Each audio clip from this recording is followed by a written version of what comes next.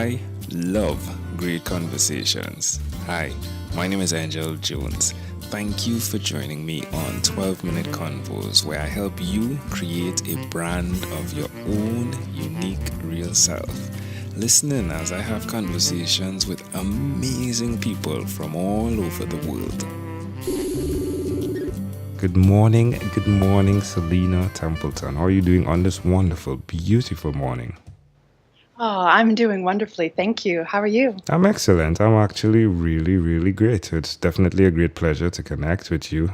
Please do tell us, what part of the world are you in right now? I am in Los Angeles, California. All right. And which of your talents is responsible for us connecting at this time? That would be my podcast. Ooh, you're a podcaster. Yeah, there we go. Podcaster family podcaster. Tell us about your podcast, please. Yes, of course. I'm the host of Diverse IT, a podcast on ITSPmagazine.com, which is a boutique InfoSec magazine co-founded by Sean Martin and Marco Ciappelli, by the way, two really amazing creative people.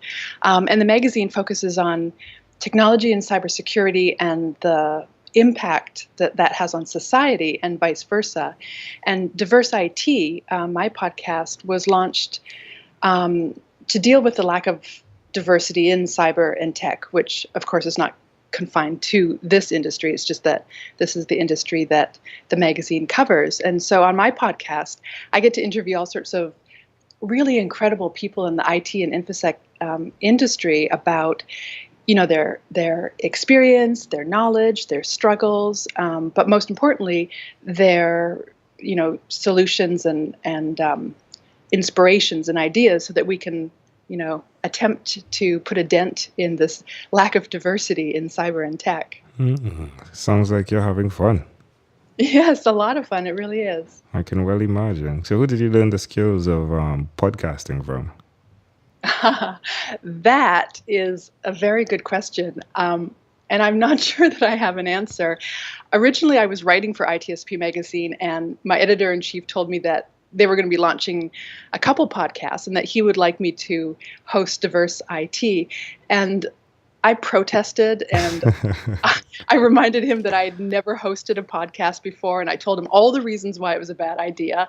And he listened and nodded and then said, okay, so when you start interviewing people, and that was kind of that. I mean, I will say quickly that my editor-in-chief, Sean Martin, he has experience in interviewing and being interviewed himself. So I definitely learned a lot of tips from him. That's great. I'm guessing he saw in you something you didn't even realize existed in you. Yes. Yeah, that was exactly it. It was that case of, someone else seeing something in me and believing in something in me before I could even see it in myself. And I'm so grateful to him for seeing that in me, because now, I mean, I've interviewed probably 30, 35 people or so. And I really love doing this. It was something that I never thought of about doing by myself at all. And so because of him, now I can sort of see I think I'm actually not too bad at this. And I really love it. Yeah, you sound great. You have a really amazing voice. I can well imagine. And you love the topic. You're passionate about the IT conversation. So yeah, it works hand in hand. I think he's a good guy. I think he's a visionary. My guess is that is. Yeah, absolutely. I agree with that. And as a quick aside, I think you have an amazing voice for podcasting too. It's really great. Oh, I appreciate that. I do thank you. You know how it goes with your voice. In fact, let me not do that. Let me not do that. All right. Thank you, my friend, for telling me my voice is great. First stop. Well, do tell us, where's the best place to connect with you to follow your path, Selena? That is ITSPmagazine.com. And on the top menu, there's a drop down for the podcast for Diverse IT. The URL is so long and convoluted that I won't spell it out. But if you go to ITSPmagazine.com and then go to the Diverse IT podcast, you can find all these wonderful interviews. That's wonderful. Do tell us one other thing that you've done consistently over the last 3 years, please. I would say besides the podcast and the freelance clients for whom I write, my passion that's been there for as long as I can remember is creative writing. So I've been consistently writing novels and short stories and even occasionally screenplays, and not just for the last 3 years, but really for, since I first picked up a pencil. Wow. How does that make you feel when you're writing? That makes me feel alive, like everything fits and works, and and I belong, and I'm in the flow, and life makes sense. It's even when I'm going through the worst of experiences in my life, if I'm still writing creatively, then I'm okay. Quick side question: when you're podcasting, do you prep via writing what you plan to say, or do you go at it on the fly? That's a good question. Certainly the first handful, I wrote down everything I said, I think, including hello, my name is Selena, because I was afraid of forgetting that.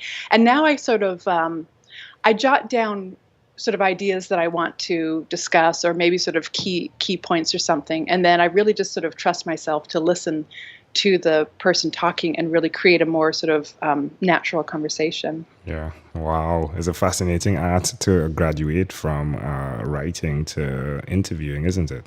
Yeah. Oh, God, yes. One of the reasons I love being a writer is I'm an introvert, and I get to do it at home by myself. Yeah, exactly. It is. And I think that's maybe one of the reasons I'm so excited about going down this podcast path, because it's getting me out of my comfort zone, and it's not quote unquote safe, in my own head. And that's part of what makes it so wonderful. That's wonderful. Well, suggest to someone out there, someone who may be an introvert as well, why they should even consider doing what you've done by stepping out of the boundaries of what is safe. Yeah. I think it's important for all of us to do that now and again throughout our lives. Well, amazing audience. Again, you're hearing it live from Selena Templeton. Selena, let's switch gears for a moment and let me invite you now into my time machine that is surrounded with beautiful, warm, blue Caribbean water. Selena, what is your earliest childhood memory? I think that would be probably when I was about 3 or 4 years old. My brother and I devised a game of adventure, I guess, in which we ran through the house. We went out the top window onto the porch, leaped off the porch onto the grass, and then dashed around the house through the back door, and did it all over. And we just went around and round and round. And I don't know what that means or why we were doing that, but that's one of the earliest memories I have. So how old were you again at that point? I was probably about 3 or 4. Why do you think it's so clear, though, this particular memory? I'm not sure. I'm not sure why some memories stick and others that seem like they would be more obvious don't.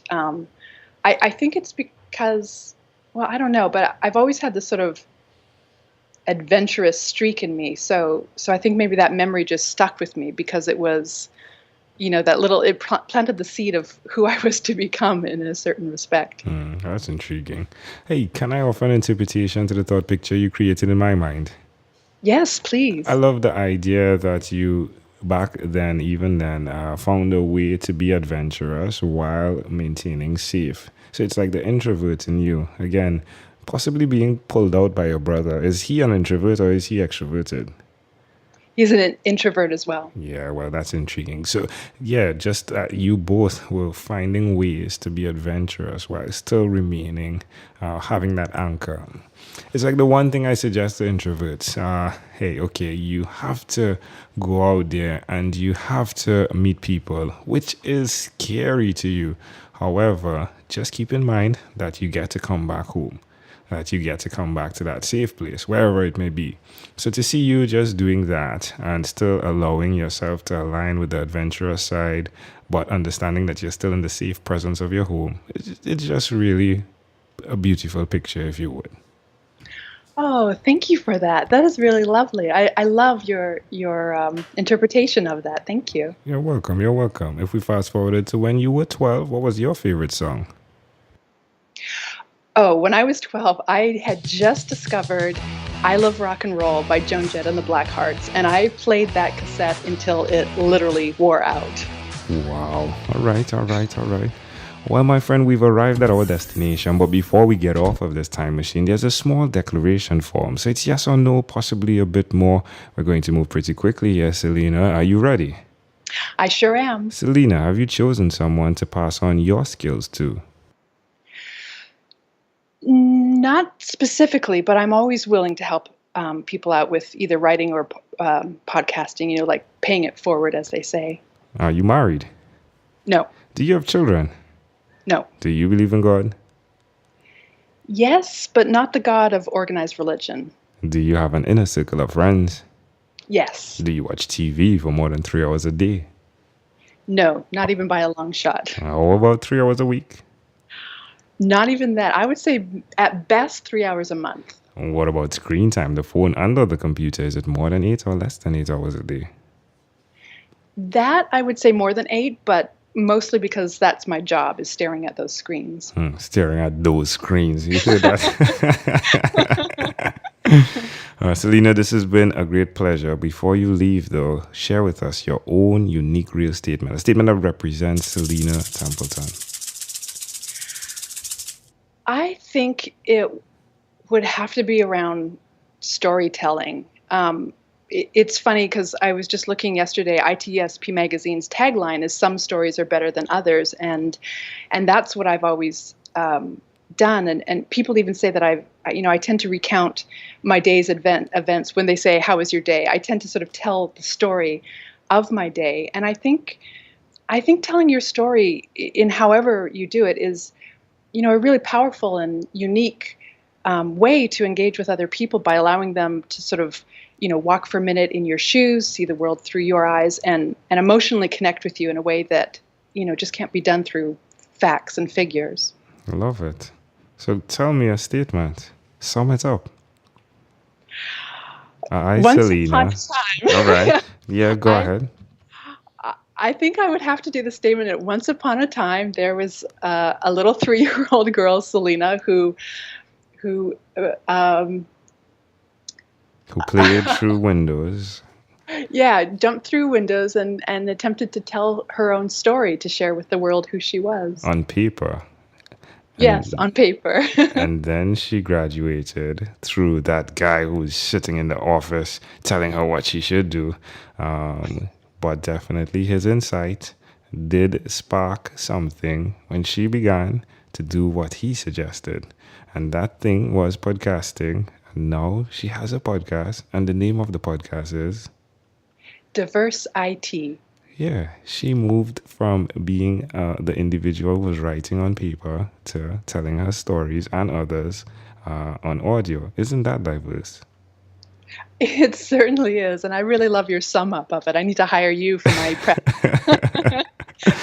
This is wonderful. Selena, again, great pleasure. Thank you, my friend, for being on what is inspired by 12-Minute Convos with Angel Jones. Oh, and thank you so much. I really enjoyed this. You're welcome. Thank you for being on 12-Minute Convos with Angel Jones. Stay tuned for more from our advertisers. Diabetes is a mountain pandemic. It's a disease that's not acute but chronic. Similar to this rhyming method, I have simplified the definition, the signs and symptoms, and the complications of diabetes for both adults and children in my books, Poems for Patients, A Focus on Diabetes, and The ABCs of Diabetes for Children. These books are available on Amazon.com, and for more information, you can visit my website, poemsbyaj.com. That's poemsbyaj.com.